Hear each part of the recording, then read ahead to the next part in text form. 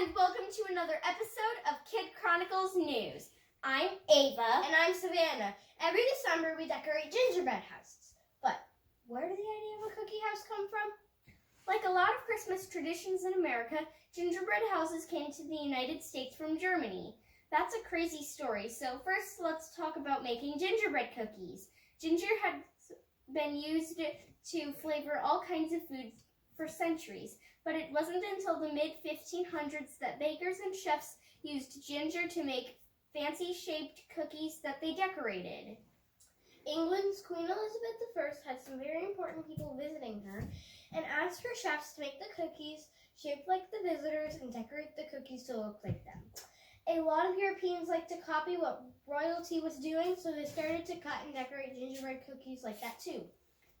Gingerbread wasn't just for Christmas back then. The shapes and decorations of the cookies changed with the season, so there would be beautiful flowers in the spring, colorful birds in the fall, and more. They even decorated gingerbread with gold.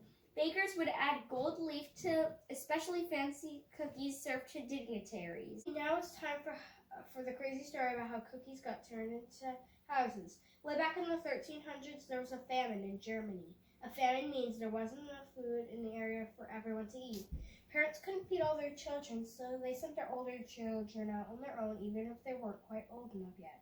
Those parents hoped their children would find somewhere to stay that had enough food. This led to a myth that somewhere there was a house made entirely of food. The myth spread, and like most myths, it changed a little bit with each retelling. 200 years later, when gingerbread cookies were becoming popular, the myth had turned into the story we know today as Hansel and Gretel. These two German children were walking in the woods and came upon a house made entirely of gingerbread cookies and decorated with candy and sweets. The rest of the story gets weird. An evil witch lived there in the house, and even though she had a whole house of candy, she wanted to cook and eat the children. Eventually, Hansel and Gretel outsmarted her and shoved her in the oven. They didn't eat her, but they started to eat all the treats that the house was made of.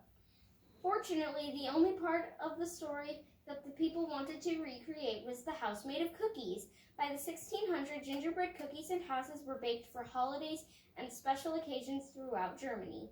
When German immigrants began to come to America, they brought their gingerbread house traditions with them, and soon everyone wanted to bake them for the holidays. Now you can buy pre-made baked kits that come with everything you need to make a fancy house.